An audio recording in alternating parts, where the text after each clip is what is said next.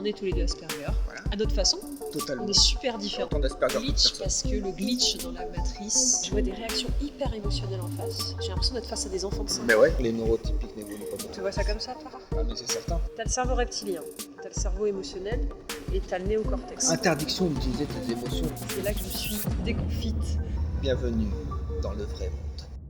Bienvenue dans Glitch, c'est le premier épisode et je suis Diane Seri, thérapeute, mais on s'en fout un peu pour le podcast. C'est clair.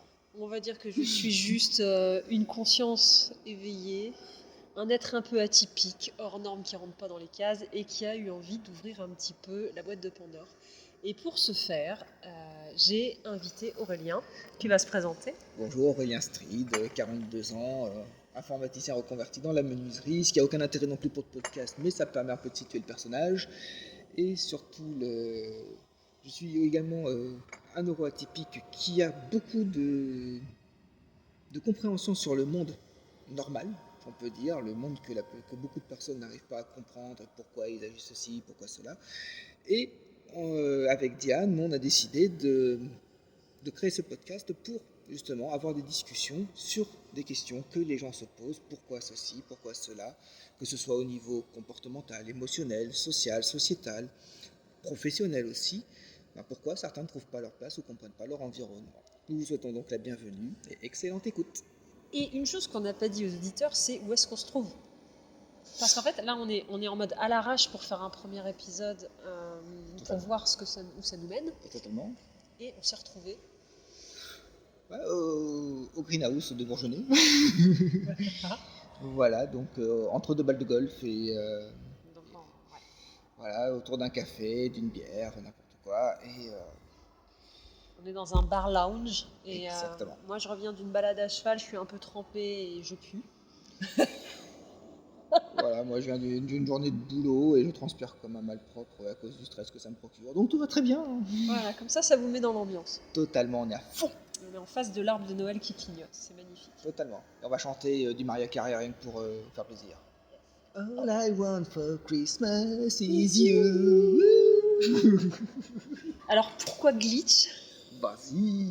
Au départ, c'était mon idée. Totalement. T'as validé. J'ai validé. Il a validé.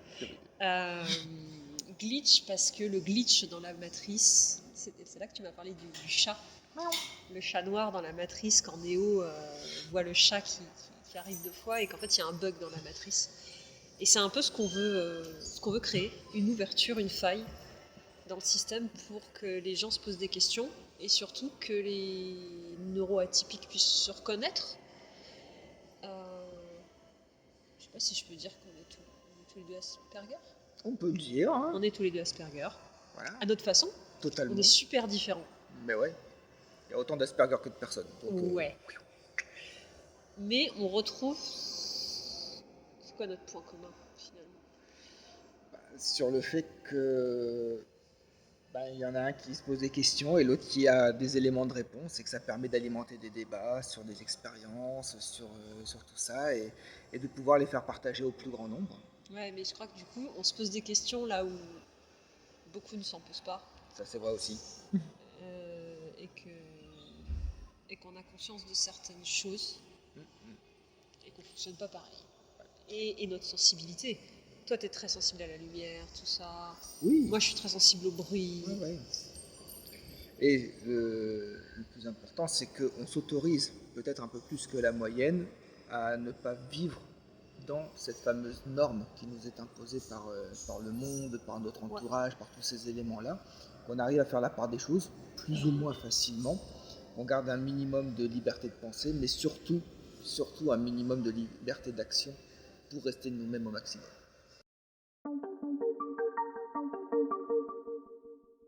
De quoi on parlait ? Nous parlions d'un homme qui a peur de blesser sa peut-être future compagne et qui ne donne pas énormément de raisons sur le pourquoi du comment. Le problème... Qui reste flou. Et qui reste flou. Alors, il y a plusieurs choses qui rentrent en ligne de compte. Le problème, c'est que si la psychologie c'est un truc de simple, on n'aura pas de discussion et on ne pourra même pas faire de podcast, il n'y aura aucun intérêt. La première des choses, c'est la part qu'il accepte en lui et la part qu'il rejette de l'autre. C'est-à-dire que souvent, s'il y a un truc qui ne va pas, il peut se déresponsabiliser d'une certaine partie de la faute. Même si dans l'absolu, il y a toujours un temps réciproque quand ça ne va pas entre deux personnes, il y a des choses, on va dire, oui, ça c'est uniquement de ton domaine. Et ça, c'est compliqué. C'est-à-dire que lui, s'il se sent blessé ou des choses comme ça, au lieu de se remettre en question, il va jeter l'opprobre sur l'autre. Ça, c'est le premier point. Le deuxième, c'est ce qu'il va tolérer à te raconter. Ça peut être une toute petite partie de la réalité.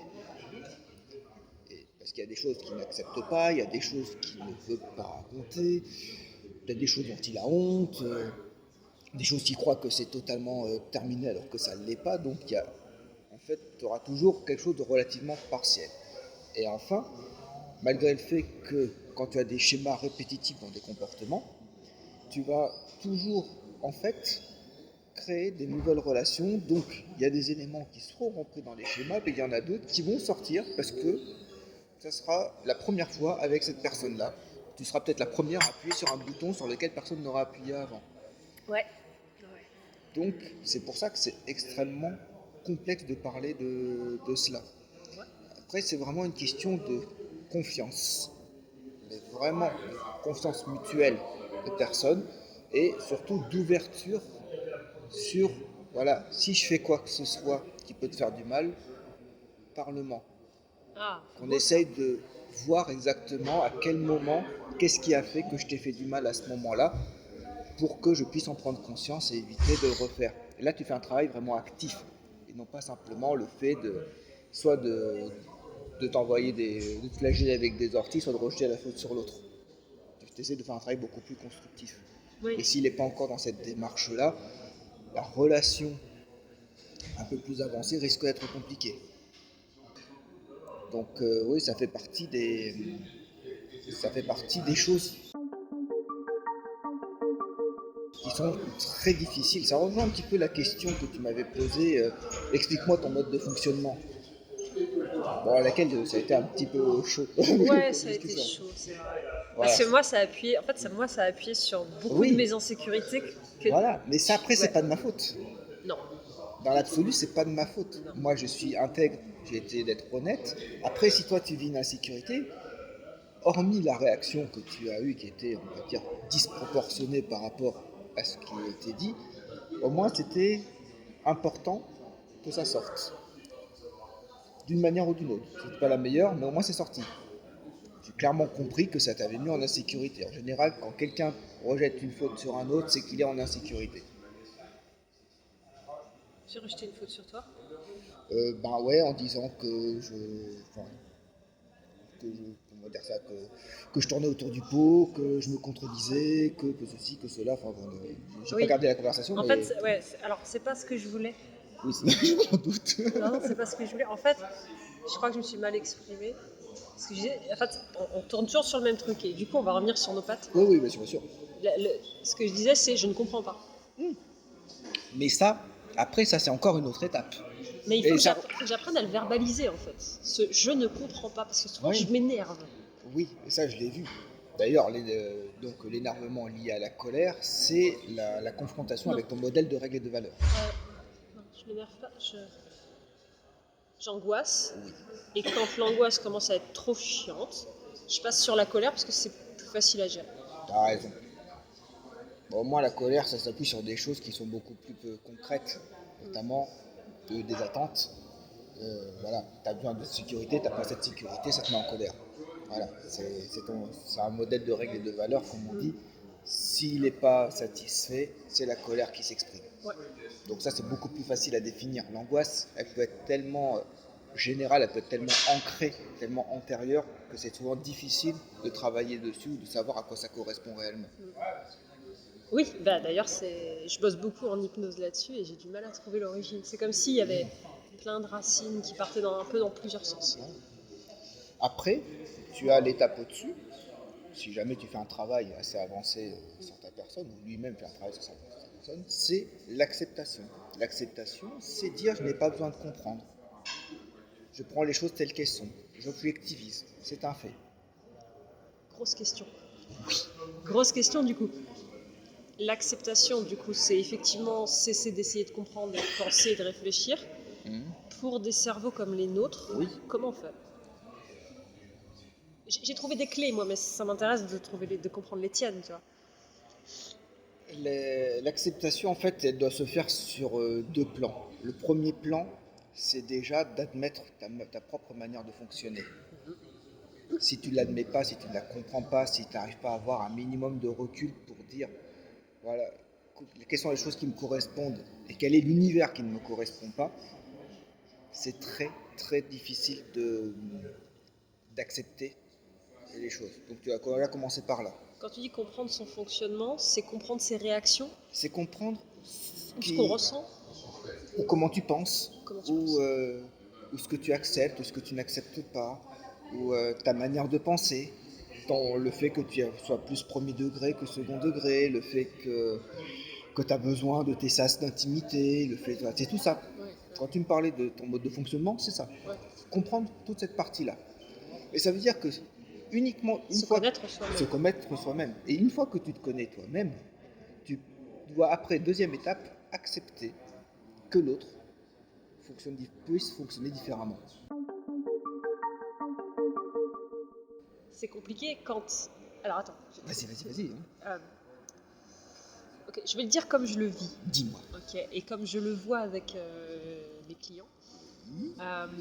Quand on a l'habitude toute sa vie d'être le seul à fonctionner comme ça et de ne pas avoir de miroir qui fonctionne de la même façon, je trouve que c'est difficile de comprendre comment l'autre fonctionne et même de se dire l'autre fonctionne différemment de moi. Et c'est pour ça que ça nécessite un gros travail sur soi pour admettre justement ces deux points-là. Comment tu fonctionnes et accepter le fait que l'autre fonctionne différemment. Après, ça ne veut pas dire non plus accepter toute la personne. Ça veut dire accepter qu'elle soit différente, qu'elle n'ait pas ses règles, ses valeurs placées sur le même curseur, qu'elle n'ait pas la même sensibilité, qu'elle n'ait forcément pas le même passé, qu'elle n'ait pas le même vécu, qu'elle n'ait pas les mêmes attentes, les mêmes objectifs, les mêmes désirs. Accepter, c'est pas cautionner non plus. Exactement. C'est pas tolérer. Voilà. Et après, c'est de savoir, est-ce que je suis prêt à chercher un terrain d'entente entre son fonctionnement et le mien? Qu'est-ce qu'il est prêt à faire lui aussi de son côté? Oui, mais là, il y a des moments d'impasse. Enfin, moi, j'ai déjà vécu ça. Oui. Où je ne comprends pas comment fonctionne l'autre. L'autre n'arrive pas à exprimer ou n'est pas conscient de comment il fonctionne et de son insécurité parce que c'est pas le travail qu'il a l'habitude de faire. Ouais, d'accord. Et là, si l'autre n'est pas capable de me dire comment il fonctionne et que moi je comprends pas, comment je fais pour l'accepter? C'est un gros point d'interrogation. Tu n'es pas obligé. Je suis pas obligée de quoi? Tu n'es pas obligé de l'accepter. Si de toute façon, si je ne le comprends pas, je ne peux pas l'accepter. Ça, la compréhension et l'acceptation, ce sont deux mécanismes fortement distincts. Tu n'es pas obligé de comprendre pour accepter. Ça peut te rassurer de comprendre pour accepter, mais ce n'est pas indispensable. Après, c'est de savoir aussi jusqu'à quel point ça peut toucher ta propre intégrité. Quelle est la part de compromis que tu te sens obligé de faire pour ça? Pour les auditeurs, est-ce que tu pourrais expliquer intégrité? L'intégrité, bien sûr, c'est le fait de respecter sa propre personne, donc ce qui nous fait du bien, ce qui nous correspond, ce qui, dans notre mode de pensée, dans notre mode de vie, dans nos habitudes, dans tout ça. C'est ça notre intégrité. Donc bien sûr, tout ce qui va porter atteinte à l'intégrité, ça va être les jugements, ça va être les attaques physiques, toutes les attaques psychologiques de quelque nature que ce soit. Ça dépend de la perception de la personne aussi. Pas nécessairement, il y a certaines règles qui sont universelles. Ah. Le jugement, par exemple, à partir du moment où quelqu'un te dit « tu es », même si c'est un compliment, même si c'est positif, ça reste un jugement. Le jugement, en fait, c'est renfermer la personne dans une seule case. La critique aussi? Encore plus. Et pourtant, on voyait bien que chez les normaux pensants, la critique est quelque chose qui n'est pas forcément négatif. Parce qu'on leur a appris que c'était pas toujours le cas. Alors sachant que même dans les normaux pensants, ils ont beaucoup de mal avec la critique tant que c'est pas pour caresser dans le sens du poil. Ils ont beaucoup de mal avec la critique, tant que c'est pas pour caresser. Oui, quand ça va pas dans leur sens. Exact. Ok, d'accord. Oui, Oui. les normaux pensants, quand ça va pas dans leur sens, ils peuvent péter les plombs. Exactement. Donc la critique, en fait. Ou nier complètement ta réalité. Totalement. À partir du moment où tu critiques, il y a une phrase que j'aime bien, c'est le mais détruit tout ce qui précède. Quand on dit c'est bien, mais. Oui, mais. Ouais. Voilà, je t'aime, mais. Bah en fait, oublie de dire que tu m'aimes, quoi. Tu vois vraiment ce qui va pas, parce que. Par exemple, je t'aime, mais t'es chiante. Bah, désolé, on entend que t'es chiante, quoi. C'est ça l'histoire. Donc c'est la critique. D'ailleurs, oui. Je le dirai après. Mais vas-y, tu peux. Oui, donc j'allais dire, d'ailleurs, dans les relations sentimentales ou amicales toxiques, c'est un truc qu'on retrouve très très vite. Exactement. T'es belle mais je te trouve trop grosse. Des trucs où en fait c'est des injonctions paradoxales. Oui, mais ça permet de maintenir justement une certaine forme de doute envers la personne, déjà vis-à-vis d'elle-même. Un bon moyen, en fait, de maintenir quelqu'un sous sa domination, c'est de la dévaloriser. J'ai suivi un coach qui m'a aidé il y a quelques années à plus tomber dans ces pièges-là. Le fameux oui mais, le fameux je t'aime mais. Ah ouais. C'est beau ça. Je veux te voir mais je veux pas m'engager, machin. Et il m'a dit, tu effaces tout ce qu'il y a avant le mais. Exactement. Mais il m'a dit, il faut que tu le fasses volontairement parce que, en gros, il me dit, t'as tendance à ne retenir que la partie positive. Et c'est vrai que j'étais aveuglée par le fameux je t'aime, t'es belle, si machin, et j'oubliais pas je n'écoutais pas la suite en fait. Ça prouve au moins que c'est efficace. Ah mais c'est très efficace. D'un point de vue psychologique, le cerveau va retenir la première information, donc il est très très fort là-dessus. Donc ça, en termes de manipulation. Et ça crée une émotion. Bah oui. Mais ça crée aussi une contradiction. Ouais. Le cerveau aime pas trop les contradictions. C'est pas son kiff. Donc il est capable en fait de passer outre la contradiction. En fait, donc tout ce qui est dans le mais va pas être retenu de manière consciente, mais le sera de manière subconsciente. Et au final, la personne va se dévaloriser à petites gouttes, avec tous ces mais qu'elle va engendrer avec son compagnon, avec ses amis, avec ses collègues, avec n'importe qui. Et ça va avoir une telle influence négative sur cette personne-là qu'elle est prête à totalement s'oublier uniquement dans le but de faire plaisir aux autres. Elle est dans la dévalorisation totale, elle n'a plus aucune intégrité, pour revenir à la fameuse intégrité. Et du coup, les limites, ça fait partie de l'intégrité, l'expression de l'intégrité? D'une certaine manière, oui. La limite, c'est une protection dans tous les cas. Soit elle peut être naturelle, comme on dit, je n'accepte pas d'être jugé parce que ça fait partie de la...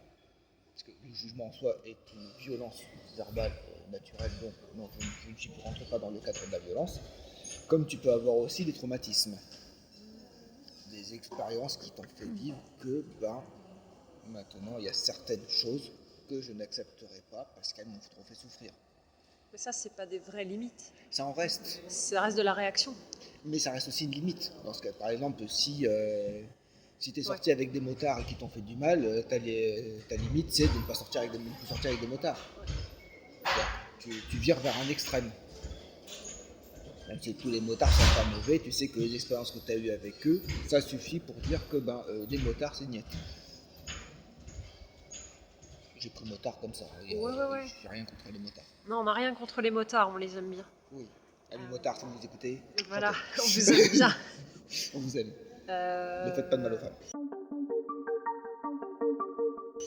Alors, j'ai une autre vision de ça, je te rejoins pas là-dessus. Tu as raison, hein, c'est le but d'une discussion. Je fais très attention justement aux insécurités qui ont tendance à biaiser les véritables limites d'une personne, qui sont des limites qui doivent être... alors, pour certaines, doivent être conscientes et choisies. Oui. Et pour certaines autres, doivent être entendues parce que on a certaines limites qui sont comme des empreintes digitales. Tu penses à quoi ? on est avec notre empreinte digitale. Il y a des choses qui sont inscrites, certaines limites. Je ne dis pas toutes, mais certaines.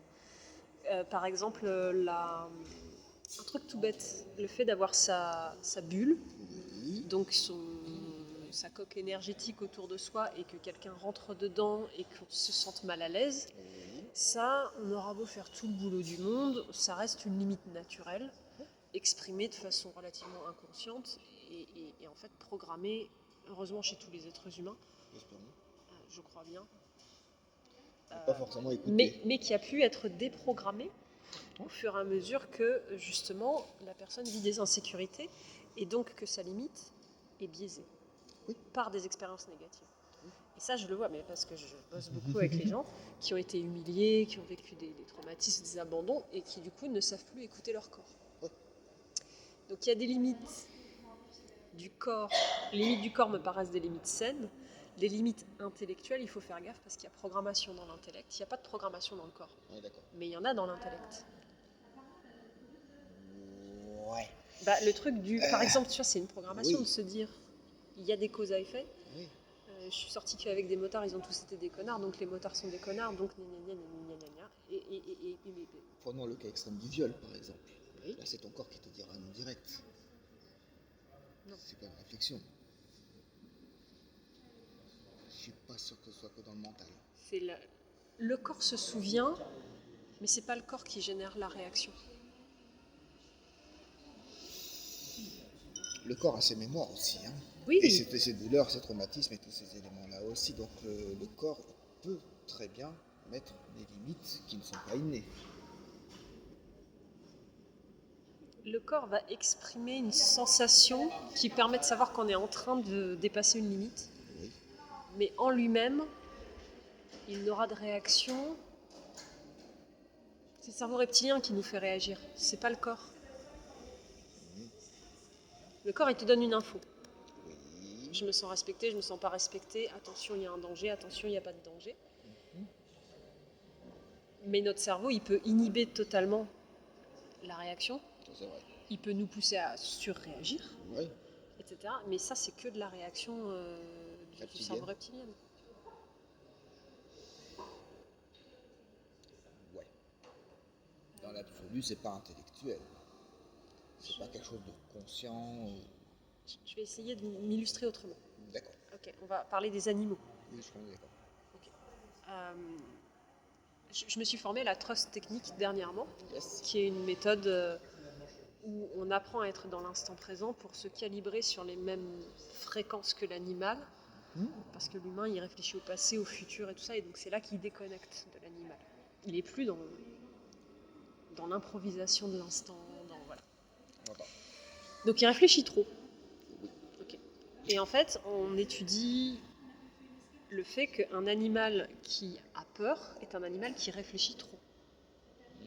Il sort de son domaine d'animal et il est en mode il m'est arrivé ça, donc je dois avoir peur là parce qu'il pourrait m'arriver la même chose. Et en fait, c'est le moment où l'animal rentre dans un fonctionnement qui n'est pas propre à lui-même. Un animal n'est pas censé se poser autant de questions. En fait. J'entends. Et c'est là qu'il y a des réactions bizarres, des comportements réactionnels, etc. On appelle ça un peu des traumatismes d'une certaine manière. Ouais. C'est ça. Mais le traumatisme, c'est comment est-ce que tu utilises ton cerveau suite ta réflexion, etc. Attends, je vais aller un peu plus loin. Vas-y. Ok. Tu as le cerveau reptilien, tu as le cerveau émotionnel et tu as le néocortex. Cerveau reptilien qui permet uniquement des réactions. Cerveau émotionnel qui permet de mettre des mots sur ce qu'on ressent, être dans le ressenti, être dans le ressenti de l'autre, prendre en compte l'émotion, voilà, on est là-dedans. Je vois. Et le néocortex qui est du coup la partie plus rationnelle qui permet de exprimer avec le langage et inhiber certaines réactions ou actions qui ne sont pas cohérentes dans la situation. Je vois bien. Ok. Donc on va dire que le néocortex il sert à se contrôler en fait. J'entends bien. Quelque part. et à articuler sa pensée.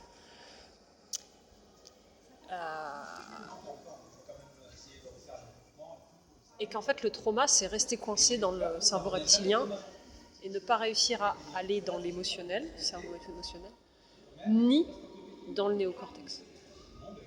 Je vois un peu ce que tu veux dire. Donc en fait, ton corps, il est tout seul avec sa mémoire, Ouais. et tu as juste ton cerveau qui fonctionne avec un seul des trois parties du cerveau. Je comprends bien. Et il y a des gens, je vais illustrer mon propos encore plus loin. Vas-y. Par exemple, les enfants qui sont battus quand ils pleurent, Ouais, j'en ai vu. j'imagine. Des parents qui supportent pas la réaction émotionnelle de l'enfant. Voilà, pourquoi tu pleures encore? Bam, bam, bam. On est en train d'apprendre à l'enfant qu'il sera puni à chaque fois qu'il utilise son cerveau émotionnel. Ouais. Et donc ça, ce qui va se passer, c'est que l'enfant, dans son futur, à chaque fois il voudra gérer un trauma autrement qu'avec son cerveau reptilien, c'est-à-dire faire cerveau reptilien, cerveau émotionnel, néocortex, le chemin sera barré par « attention, tu vas être puni, on va te frapper ». Donc il y a aussi des maltraitances qui vont faire que la personne va rester bloquée dans des traumas parce qu'elle sentira qu'elle n'a pas le droit d'évoluer dans son cerveau comme elle en aurait besoin de façon saine. D'un point de vue sociétal, l'émotion est quelque chose d'extrêmement mal perçu, qu'il a été pendant énormément de siècles. Parce que l'émotion, c'est l'apanage des femmelettes, des femmes en général, quoi. Et que les hommes n'ont pas d'émotion, ce sont des cerveaux bruts.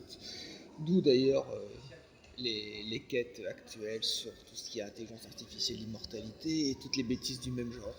C'est en lien direct avec c'est la continuité logique de tous ces siècles-là, où on a bridé les hommes de leurs émotions. Oui, l'émotion c'est imprévisible et on est basé sur un système où on veut que les gens soient prévisibles. Ouais. Contrôlables. D'ailleurs, c'est pas pour rien qu'on fait. On va bosser aux mêmes horaires, les mêmes jours. Donc si un jour tu as une émotion et que tu peux pas bosser, ça fait chier le système. Exactement. Donc des individus totalement exempts d'émotions, c'est le paradis pour les sociétés civilisées, au moins sur les classes basses. Sur les classes hautes, ils s'en fichent, c'est luxure, orgie, tout machin, on s'éclate un peu comme on veut. Alors sur les classes basses, il faut qu'elles soient vraiment dociles. C'était un petit peu l'idée qu'il y avait eu au 19e siècle avec l'industrialisation, on voulait remplacer tous les humains par des machines. Ouais, c'est vrai. Sauf que ça générait du chômage et qu'on pouvait pas tuer tout le monde, génocide et toute la bande, ça passait moyen moins dans la presse. Et j'exagère pas tant que ça. Donc, ouais. On est géré par des psychotiques, faut pas l'oublier. Psychotiques et des psychopathes. Ouais, et on vote pour eux. Ouais.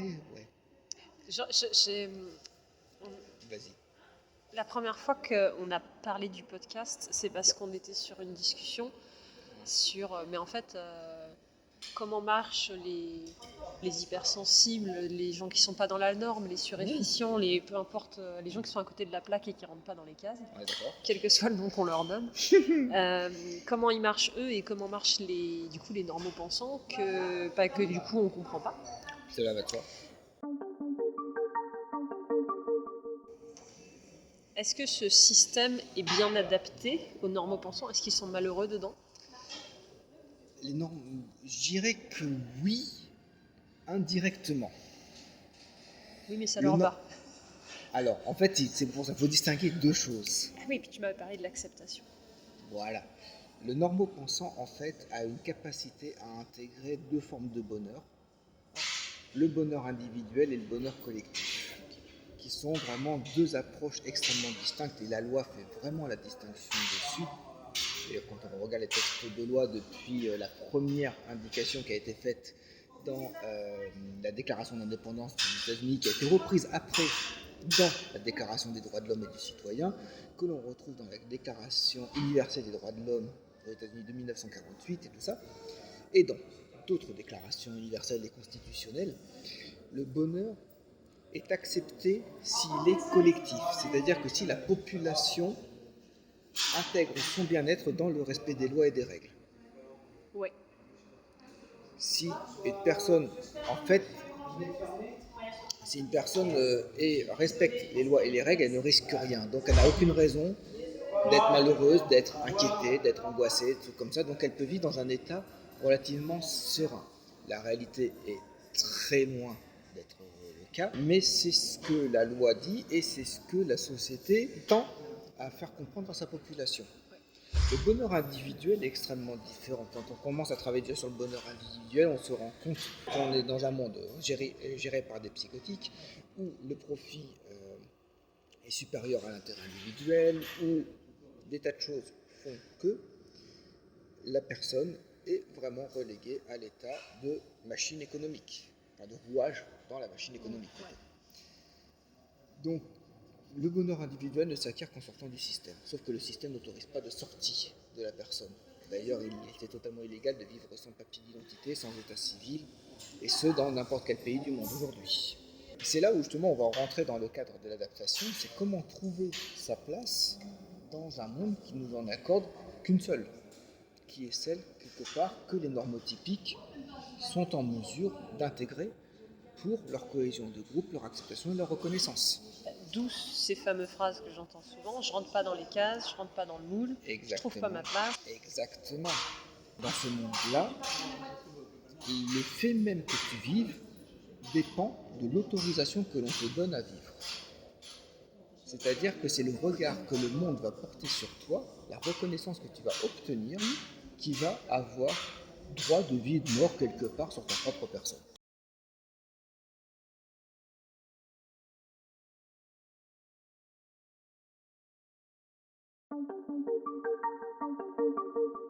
Ah oui, mais on disait que du coup, le truc c'est que les atypiques, ils s'en foutent. Ah oui, totalement. Enfin, on se fout pas du regard des autres, mais on n'est pas en recherche de reconnaissance. Exact. Ce qui est assez bizarre d'ailleurs. Oui et non. Parce qu'en fait, on n'a pas intégré, en tant que neuroatypique, on n'a pas intégré le fait que le regard de l'autre était la seule forme de reconnaissance que l'on devait obtenir. Déjà, notre propre satisfaction, notre propre fierté est déjà très importante pour dire « Ah, bah moi j'arrive à faire ça, je suis trop content, machin, tant pis. » Ouais, si on a d'autres qui aiment, c'est super. Si on a d'autres qui n'aiment pas, bah tant pis pour eux. C'est ça la différence. Tandis que dans le comportement neurotypique, c'est si les autres n'aiment pas, ma vie est foutue. C'est là que je me suis déconfite. Je comprends parfaitement. Quand tu m'as parlé, j'étais là quoi? Oui, c'est voilà. Et d'ailleurs, tu retrouves dans des expressions, par exemple, gagner sa vie. Ouais, comme si la vie se gagnait. Ou simplement, quand tu rencontres quelqu'un, qu'est-ce que tu fais dans la vie? Qui se résume en général, la personne va parler de son travail.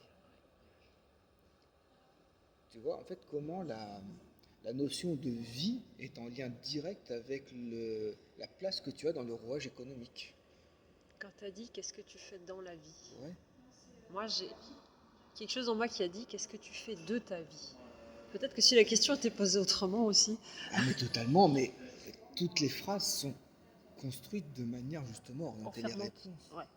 Ouais, mais c'est un peu enfermant finalement. Mais c'est le but. Ouais. Si tu laisses trop d'ouverture, tu n'as plus aucun contrôle sur le monde. Une société ne fonctionne que si la base de la pyramide sur laquelle elle est construite est suffisamment stable. Il y aura toujours des éléments perturbateurs. C'est nous. C'est nous. Entre autres choses. Mais ils rentrent dans un cadre d'acceptation. Tant qu'ils ne viennent pas perturber trop fortement le système, sachant que le système a suffisamment de garde-fous vis-à-vis de nous, ça marchera toujours. Mais tout le monde est un garde-fou. Hein. J'ai remarqué, enfin tout le monde, la majorité, il y a quand même beaucoup de gens qui sont prêts à défendre le système. Oui, mais ça aussi, c'est et violemment. C'est quelque chose qu'on nous a inculqué depuis des millénaires. C'est ce que l'on retrouve notamment dans la pensée patriotique, dans la nationalisation, dans le culte. On n'est plus là-dedans maintenant. Et si, on y est toujours. Il n'y a plus de pays, il n'y a plus de...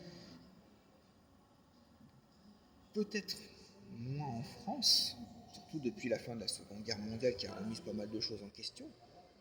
Il faut savoir que la devise de la France, à une époque, c'était travail, famille, patrie, et pas liberté, égalité, fraternité. C'est vrai, c'est vrai. Mais prends des pays, par exemple, comme la Russie, où tu ne vis et que tu ne meurs que pour la mère patrie,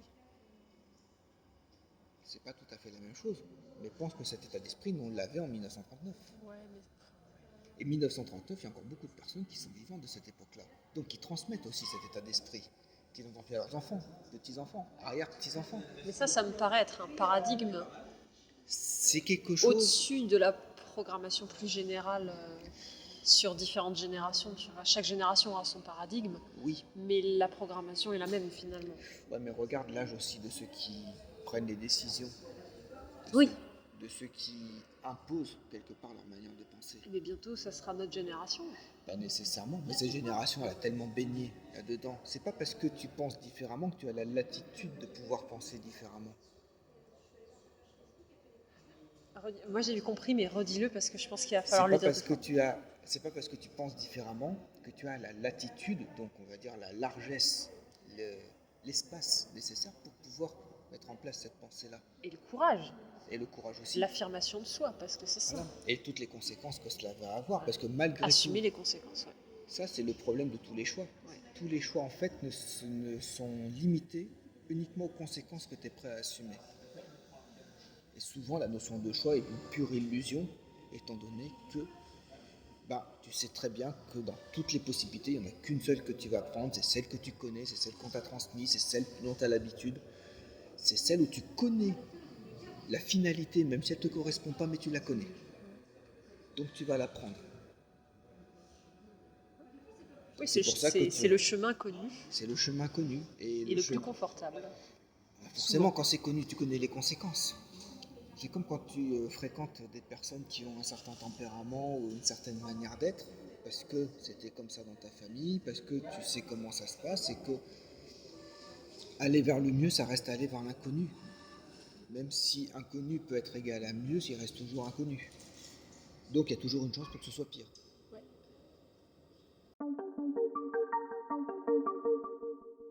Après, il y a tout ce qui est passé dans l'inconscient et dans le subconscient.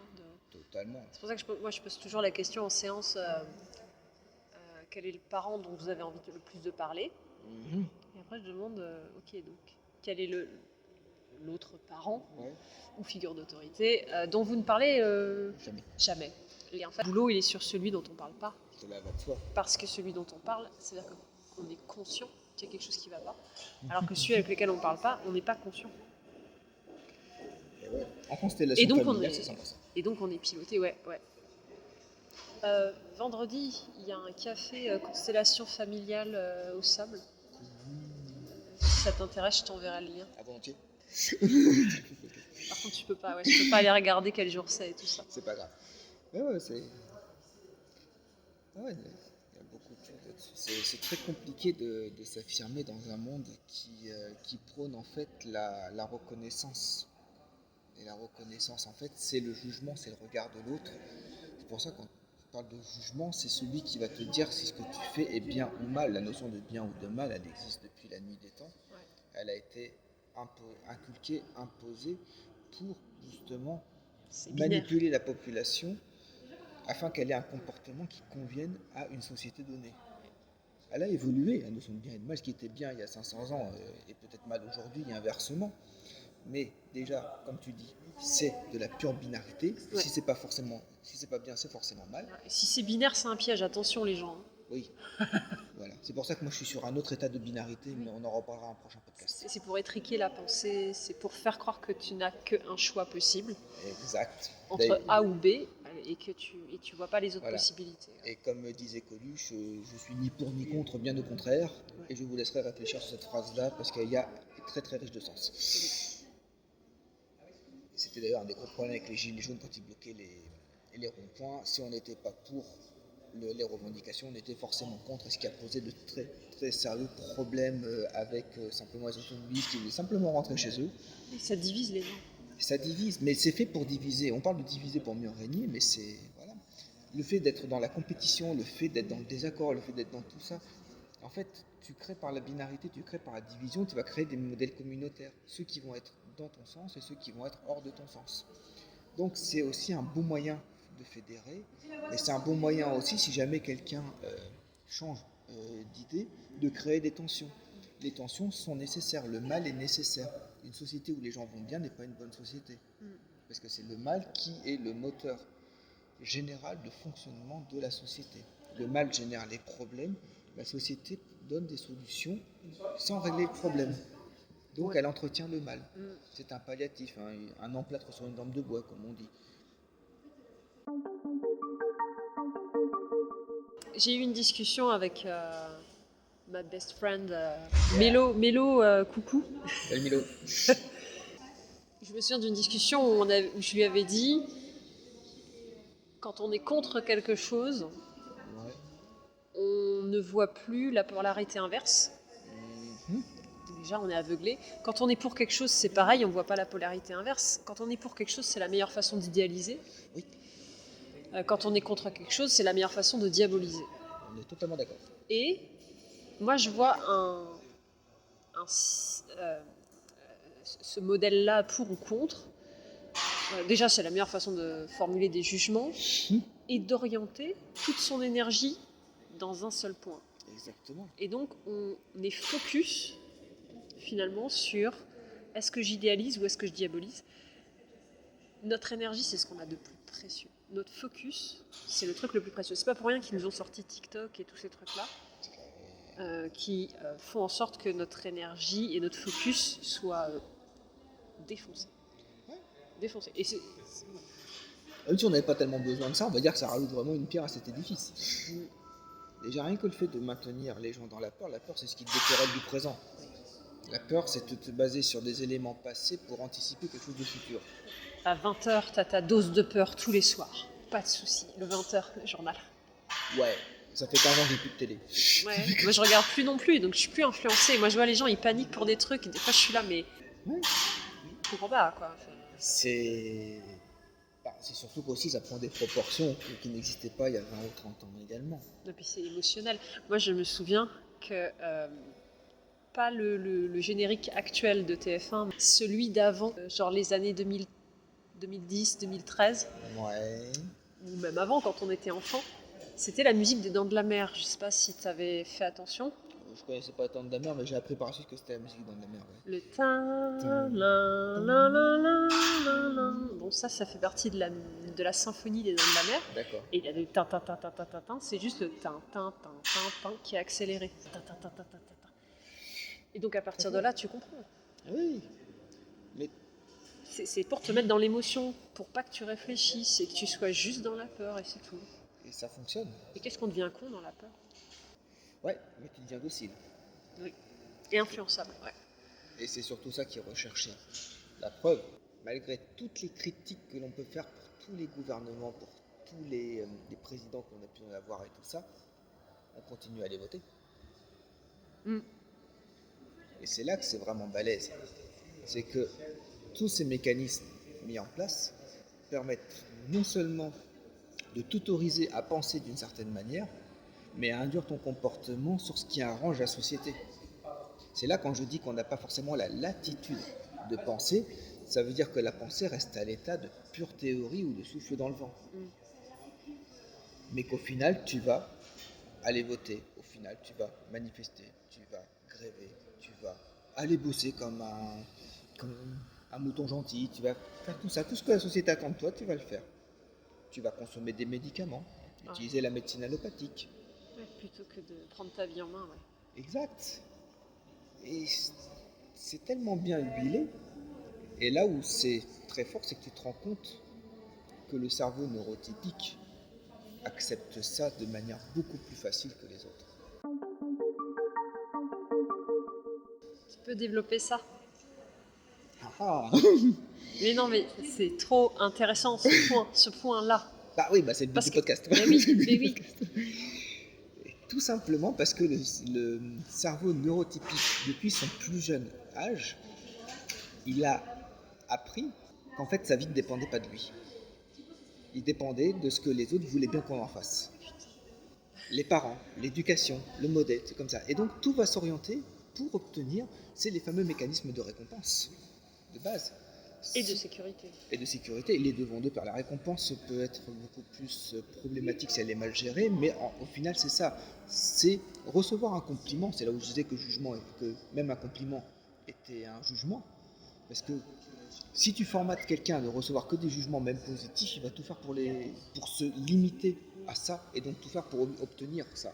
Si tu dis à quelqu'un, t'es doué, à une femme, t'es belle, moi je me souviens que j'ai une ex-belle-fille qui était neuroatypique et qui était petite, et quand elle était petite, elle était mignonne à croquer. Tout le monde n'arrêtait pas de dire qu'elle était mignonne à croquer. Elle a répondu oui, je sais. On avait un petit peu marre d'entendre que ça. Ce qu'elle aimait, ce dont elle rêvait, à quoi elle jouait, tout ça, personne s'y intéressait. Ça l'enfermait aussi. Et oui, mais c'est ça, tout jugement enferme. Tout jugement limite. Quand tu passes au tribunal et qu'on dit que tu es coupable d'un meurtre, tout ce qui s'est passé avant, tout ce qui est à côté, on n'en a rien à péter.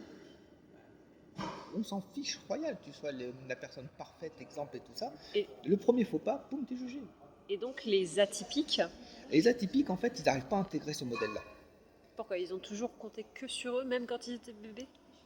C'est surtout que quand tu es atypique et que tu es bébé, peut-être pas, mais on va dire à partir de 2-3 ans, quand tu commences à développer les interactions avec tes parents et d'autres individus. Tu commences bébé, hein? Oui. Moi, je sais qu'il y a des mères qui ont du mal à créer le lien avec leur bébé, et on découvre plus tard que le bébé était neuroatypique et que la mère était typique. Ouais, ça aide pas. Et parce qu'en fait, la mère, dans ce cas de figure, je pense que ce qui peut rentrer en ligne de compte, c'est que la mère est tellement formatée dans la manière d'éduquer son bébé qu'elle ne peut pas intégrer que les règles qu'elle essaye d'imposer risquent de ne pas fonctionner. Oui. Voilà. Et ça veut dire qu'elle n'est pas dans l'écoute de son enfant. Oui, parce qu'elle n'en a pas la capacité, elle est totalement déprogrammée de cela. Ouais. Et en fait, grosso modo, les neuroatypiques, ils savent se débrouiller tout seuls. On n'a pas eu le choix. Oui et non. Étant donné que les règles que l'on t'impose ne te correspondent pas, forcément tu vas faire les tiennes. Mais ça veut dire aussi que tu n'es pas faite pour être imposée par des règles. C'est surtout ça le plus important. Ouais. Ça veut dire que tu peux travailler dans la collaboration, dans la coopération, dans l'entraide, dans tous ces éléments-là, mais pas dans l'imposition. C'est deux poids, deux mesures.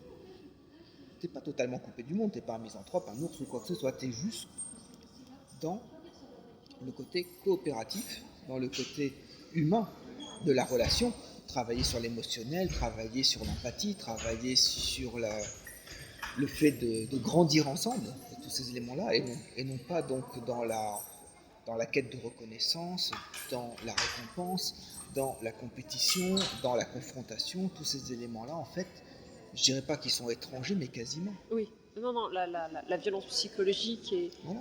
et le choc des langages et les approches hyper frontales, c'est compliqué. On est d'accord? On est totalement d'accord. Parce que notre cerveau, en fait, il n'intègre pas, il n'a pas la malléabilité ou le câblage, quelle que soit la tête, pour pouvoir intégrer ces modes d'interaction en vue d'obtenir la récompense. Il ne sait pas le faire. Pour lui, il dit pas, tiens, si je fais ça, je vais obtenir ça. Il va dire, non, moi ça ne me correspond pas, je vais faire autrement. Il y a un truc qu'une psy m'a dit. Qu'est-ce qu'elle a dit, la psy? Elle m'a dit, mais elle a visé juste, elle m'a dit, en fait, vous n'êtes pas sensible vous ne jouez pas le jeu de l'empathie sociale.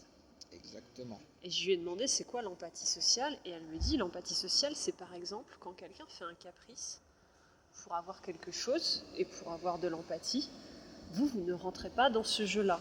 Parce que pour vous, les choses ne sont pas dites directement, donc vous ne comprenez pas. Et donc vous ne prenez pas en compte. En mode, l'autre il est responsable s'il n'est pas clair, tu vois. Et elle m'a dit, ça en fait, c'est pas un fonctionnement global. Oui. Et là j'ai fait, ah bon? Mince alors. Ah bon Elle me dit, oui, les jeux de manipulation, on fait la différence entre une personne manipulatrice et la manipulation. On manipule tous. Oui, totalement. Voilà. Ça fait partie des bases. Mais après, mais voilà, c'est vrai que la manipulation fait rentrer dans le jeu de l'autre, fait partie de l'empathie sociale. Et rentrer dans le jeu de l'autre, je crois que pour les atypiques, c'est pas très facile. C'est même quasiment impossible parce que justement, en tant que neuroatypique, tu arrives à faire le distinguo entre l'émotion et le comportement. Putain, oui, c'est vrai ça. Alors que les neurotypiques, en fait, sont tellement déconnectés de ça qu'ils n'arrivent pas à le faire. Et donc, que pour avoir la paix ou pour répondre à un modèle de sociabilité, de reconnaissance ou quoi que ce soit, ils vont préférer céder plutôt que de chercher à éviter ce que la personne ait ce comportement-là. Et alors, gros truc là qui me vient, parce que je sais qu'il y a des gens qui ont du mal avec les cases, les boîtes, les compartiments, et qui vont bondir quand on dit les normaux-pensants et les atypiques, qui vont dire « Ah là là, mais vous étiquetez tout ça ». Mais c'est un objectif en fait, on ne fait pas ça pour rien. Totalement. Toi, comment tu vois ça? Je dirais aussi, mais je te laisse la parole là-dessus. De mettre des mots sur les mots. Ouais, et puis de cloisonner, parce que là, du coup, on se retrouve avec deux camps, enfin, c'est pas des camps, mais deux façons de fonctionner. Justement, ça dépend si tu prends sur le plan neuroatypique ou sur le plan neurotypique. Ah, bah oui. Oui, forcément, Alors, le neurotypique, il juge. Donc, mettre une étiquette, c'est mettre un cloisonnement. Neurotypique. Attends, le neurotype, oui, donc norme. Oui, ok. Voilà. La norme. La norme. Le normal juge. Donc, mettre une étiquette réduit à cette étiquette. Et donc, c'est négatif? Forcément, parce que Ok. parce que forcément, tu vas induire des choses envers la normalité qui vont faire que ça rentre. Il y a des éléments qui ne vont pas aller dans le mode d'acceptation. Pour lui, c'est pas neutre. Ah non, rien du tout. Voilà, ok. Bien sûr que non. C'est émotionnel, c'est. Voilà. T'es pas normal. Mais quelque part, être pas normal, on pourrait presque dire que c'est le meilleur compliment que tu puisses avoir. Alors que, du coup, l'atypique, pour lui, c'est pas forcément un jugement, c'est juste une c'est comme si je disais constatation. C'est comme si tu disais que j'étais chauve ou j'étais châtain, c'est pareil. Je suis chauve et châtain. Ça, je le ressens beaucoup, par contre. Tu vois. Des fois, je pose des mots et je vois des réactions hyper émotionnelles en face. J'ai l'impression d'être face à des enfants de 5 ans. Et... Émotionnellement, les neurotypiques n'évoluent pas beaucoup plus. Sérieux. Tu vois ça comme ça, toi? Ah, mais c'est certain. T'es tellement bridé, t'es tellement renfermé, t'es tellement... t'as interdiction d'utiliser tes émotions, donc oui, t'as le QI émotionnel, t'as le coefficient émotionnel d'un gamin de 5 ans, quoi. Et en même temps, c'est quelque chose auquel je suis pas mal confrontée quand même aussi, des enfants plus matures que leurs parents. Oui. Et du coup, des parents qui briment l'enfant en essayant de le casser pour qu'il soit au même niveau, alors qu'en fait, lui, il peut pas, il a évolué émotionnellement. Et oui. Mais ce qu'il y a, c'est que brider émotionnellement, c'est un bon moyen aussi pour assujettir les personnes. Sauf que ça ne fonctionne pas sur tout le monde, et notamment sur à peu près 20% de la population. Le problème, c'est qu'on résiste jusqu'à ce qu'on soit complètement fracassé par la violence en face. Parce que plus on résiste, plus c'est violent. Totalement. Et tiens, je vais essayer de donner des petits exemples de violence, si t'en as. Oh, j'en ai tellement, vas-y. Bon, le chantage affectif, il est pas mal. Genre, t'es pas d'accord avec moi, donc tu m'aimes pas. Ce genre de truc. La bonne culpabilisation bien binaire. Ok, oui. Qu'est-ce que j'ai d'autre qui me vient? T'as tout ce qui est l'aliénation parentale, les parents séparés, ils montent les enfants contre l'autre parent. Ouais, ta mère elle fait ça, ta mère elle aussi, ouais, ton père fait ça, machin. Donc, quand tu vas chez papa, t'as ça dans ta tête, tu dis ouais, maman a dit, toi tu fais ça. Donc au final, tu crées des schizoïdes, Ou quand tu rends la responsabilité à ton parent, qui se met à pleurer, quoi, ou qui se met à dire t'as vraiment pas de cœur. Ouais. Qu'est-ce que j'ai vu d'autre? Les parents qui te font culpabiliser parce qu'ils doivent s'y prendre du temps pour que tu as bouffé dans ton assiette. Ouais. Voilà. Les parents qui veulent ramener toute l'attention à eux. Oh, que oui. Ou qui veulent, en fait, ou les enfants. Si, moi, ce que j'ai vu aussi, c'est les enfants. C'est les parents, en fait, qui obligent leurs enfants à faire ou à être ce que eux n'ont pas pu être. Oui. Notamment, que ce soit au niveau des compétitions sportives, des diplômes universitaires, des métiers, des trucs comme ça. Ah, moi, j'ai pas pu être médecin, tu vas être médecin. Ouais, mais moi, je vais être artiste, tu seras médecin. Ouais, ça, c'est vrai que c'est un truc, l'atypique, ça lui viendrait pas à l'esprit, quoi. Pas du tout. T'as dit, oh, être artiste, c'est trop bien. Ouais, mais il verra pas son enfant comme un prolongement de lui-même sur lequel il est. Ouais, mais ça aussi, c'est des transmissions intergénérationnelles qui sont monumentales. Il y a beaucoup de famille où ça s'est passé comme ça. Et quand tu commences à mettre en place une rupture de lignée dans ces familles-là, c'est une catastrophe. C'est une véritable catastrophe. Pour eux. Oui. Ouais. Mais souvent, c'est une libération aussi, mais elle n'est pas forcément mise en avant. Toutes les ruptures de lignée sont bonnes, sauf sur le moment. Ah oui, c'est pas agréable sur le moment. Ni pour celui qui l'a fait, ni pour les autres qui la vivent. Alors, je te dis pas, c'est des trucs sur l'inceste, le viol et tout ça. Quand il y a des retours de lignée et que ça explose dans les familles. Oh, que oui. Mais après, c'est pour le meilleur. Oui, toujours. Toujours. Hein, ayez confiance. Voilà. Et confiance. Ah non, ça c'est dans le livre de la jungle, ça n'a rien à voir. Ouais. Ok, c'est très très complexe. La place des neuroatypiques dans les familles neurotypiques, j'en sais plus ou moins quelque chose, parce que c'est un peu mon cas. Moi aussi. Ouais, et c'est le cas de beaucoup, donc toutes nos condoléances. C'est ceux qu'on appelle le mouton noir ou le loup noir. Voilà. Et après, Alors quand t'es à la fois un mouton et un loup, c'est bien, tu te fais toute la chaîne alimentaire à toi tout seul. Le mouton noir devient souvent le loup noir, à savoir le loup solitaire. Quoi. Justement, moi j'ai une réflexion qui me vient régulièrement sur les atypiques, c'est le niveau de conscience. J'ai l'impression que ce qui nous sépare, alors il y a peut-être d'autres facteurs, mais ce qui me choque moi, c'est la différence de niveau de conscience. Par exemple, moi, quand je ressens quelque chose ou que j'ai une réaction, j'ai une capacité à m'analyser, à m'auto-analyser, à prendre conscience de ce qui se passe en moi, à chercher à comprendre, à ressentir, et à me remettre en question. Chose que je ne vois pas beaucoup chez la norme. Et c'est normal parce qu'en fait, ils sont brimés par rapport à tout ça. En fait, on leur coupe toute capacité de penser par eux-mêmes. Donc, écoute émotionnelle, remise en question, tous ces éléments qui sont censés être les bases mécaniques du développement personnel, en fait, sont vraiment éteintes dans le but de te faire correspondre à ce que la société attend de toi. Ouais. La société passe avant eux. Bien sûr, l'image, la reconnaissance, la réussite, tout ce qui est... Et le rôle. Cela joue. Et je dirais même la classe sociale. Ouais. C'est-à-dire que si en plus tu arrives à monter dans des classes supérieures, c'est le summum du paradis, quoi.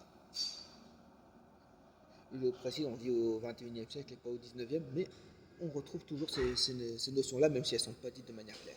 Alors que l'atypique, tu vois, je le vois plus aller chercher son bonheur à l'intérieur. Totalement. Et je crois qu'on va se faire mettre dehors dans pas longtemps. Ouais. Merci. Comment vous réglerez ça Par carte bleue. Ça sera dans le podcast. Ça sera dans le podcast. Donc à tous les auditeurs, vous pouvez régler par carte bleue. On vous file le numéro en bas. Merci de vous avoir écouté. Après ces premiers échanges sur des sujets aussi divers que variés, si vous avez des questions, n'hésitez pas à nous les laisser en commentaire. Ça pourra toujours faire l'objet du prochain podcast. Si vous voulez avoir plus de renseignements sur nous, n'hésitez pas à aller voir les comptes réseaux sociaux de Diane Seri. Ouais, surtout sur Facebook, YouTube. J'ai quelques vidéos sur TikTok, mais c'est plus Facebook et YouTube. Voilà.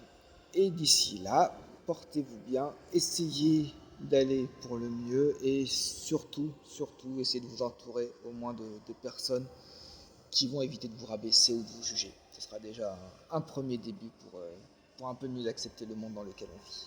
Et moi, je dirais que mon petit mot de la fin, ça serait ne faites pas en sorte de dépendre trop des autres, que ce soit au niveau terrestre ou au niveau émotionnel ou au niveau spirituel d'ailleurs. Comptez sur vous-même, sur votre âme, sur votre énergie, sur votre intuition, sur vos ressentis. C'est très important parce que vous ne fonctionnez pas comme les autres. Donc, écoutez-vous, vous. Yes. Voilà. Ciao. Bienvenue dans le vrai monde. On est tous les deux Asperger, Voilà. à notre façon. Totalement. On est super différents. Autant d'Asperger que Glitch, personne. parce que le glitch dans la matrice, je vois des réactions hyper émotionnelles en face. J'ai l'impression d'être face à des enfants de 5 ans. Ben ouais, les neurotypiques n'évoluent pas beaucoup. Tu vois ça comme ça, toi? Ah mais c'est certain. T'as le cerveau reptilien, t'as le cerveau émotionnel et t'as le néocortex. Interdiction d'utiliser tes émotions. C'est là que je suis déconfite. Bienvenue dans le vrai monde.